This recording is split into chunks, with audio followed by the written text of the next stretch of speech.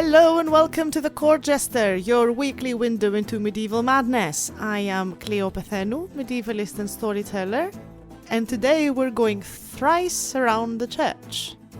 That's the title of today's story, and I know I promised that for February I'll have a theme of love stories, but you probably know by now that when we're talking Middle Ages, love stories are a very particular kind, so I would also describe today's story as a good old-fashioned medieval cooking story.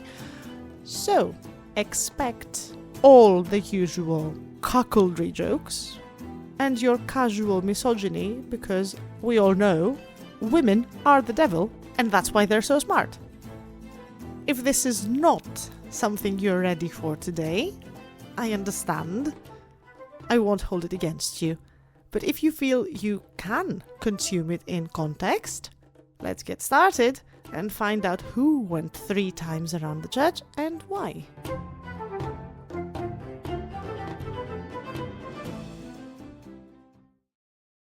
Our story starts in your standard medieval French town, where a man is married to a woman, and this woman has a passionate affair with the city priest.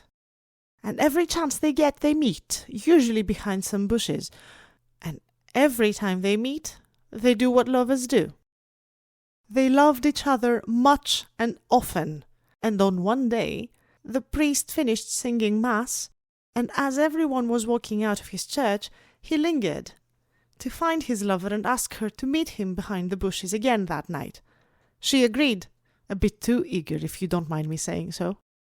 But as she was getting ready to get out of the house, her husband returned, and he insisted on spending time with her. Well, that put a bit of a spanner in the works, but she did rush it. So instead of a usual 3-course dinner, she just gave him 1 plate of food and made him done with it and started ushering him. Come on, husband, you're tired. I can see in your face, you're very tired. You've been working all day. Eat up and go to bed. No, but I want to speak with you and sit and spend some time there. There will be time for that. Now go to bed. You look tired. There was no dessert. There was no wine. There was no pottering about. And then after so much urgency, after so much pressure, the husband started thinking, look, she cares for me. I probably am a bit tired. Maybe the best idea is indeed to go to bed and I can be with her tomorrow. And so he went to bed and she went with him. And then in a marvelous display of frustration, she jumped out. What am I thinking? She said. I'm out of thread. I was hoping to do some embroidery while you sleep, but I'm out of thread. You sleep, I'll just run to the neighbor, get some thread, and I'll be back before you know it. And she left. He fell asleep, and she ran to her lover. They threw their arms on each other, didn't even mind for the delay, and started doing what lovers do and what they set out to do. Of course, it had to be the night that her husband woke up in the middle of the night, finding no wife beside him, sleeping or embroidering. He called the servants. Where's my wife? She went to the neighbor's to get some thread, said the servant.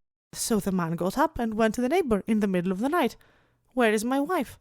How should we know where your wife is? Said the neighbor. She's never been here. She hasn't been for a few days. Why are you looking for your wife in our house? That whore, thought the husband. She's cheating on me. She has a lover. She's gone out to meet with someone. Who might that be? I've made a fool of myself. I went to the neighbor and now the neighbor knows that my wife has a lover. How did that happen and where is that whore? And he set out to find her. Twice he passed by the happy couple in the bushes. Both of them held their breath and he was none the wiser. But as he was going home after the second time, the priest told his lover, you should go home. He's going to be very upset. He's probably going to give you a hiding as well. I don't care, said the wife. He's not going to do anything. He's going to shout and make a bit of a fuss, but nothing worse is going to happen. So thank you for tonight. You go home and we'll meet again. And thus they went separate ways, and she went back home to find her husband waiting for her, fuming. You proven slut! Do you think me stupid? Do you think I wouldn't know that you have a lover? She looked at him with a blank face, saying nothing. Where were you? Whom were you with? Whom were you sleeping with? In whose bed were you? By God's name, and by God's blood, and by God's liver, and by God's guts, and by God's head? Have you been with a priest? It was a bit hard for her to keep a straight face, because by lucky coincidence he was spot on, but she did keep a straight face on and said nothing. You don't speak, don't you? I'll make you speak, he said, and walked over and grabbed her by the hair, and on the other hand grabbed the knife and threatened to cut off her tresses, cut off her hair in shame, when she finally spoke and said, Wait. No need for that. I will explain. But promise not to be angry. Well, I can't be any more angrier, can I? Said the man. Well, the truth is, husband, I am with child, and I didn't want to tell you, but I was out performing a spell. That took a lot of his anger out, but not his suspicion. Speak, he said.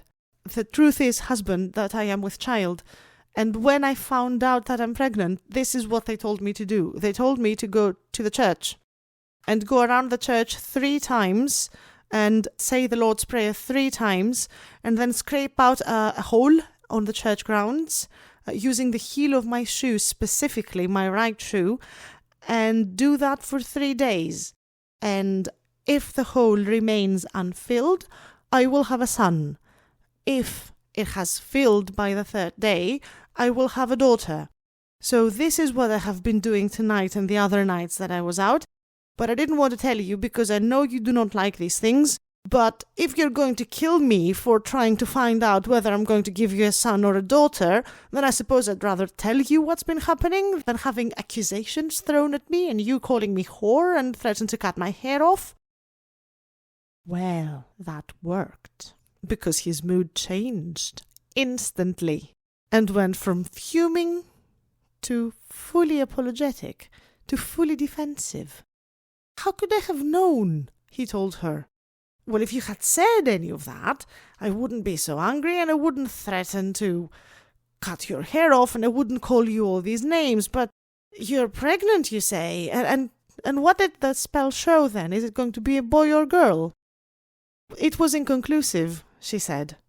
So I'll have to go back tomorrow and do it again for another 3 days.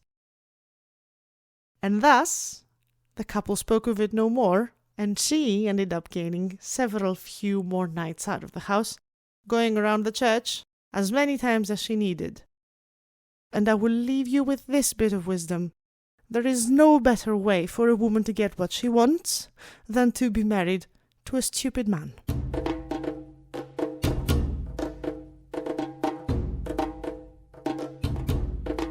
And that was today's story.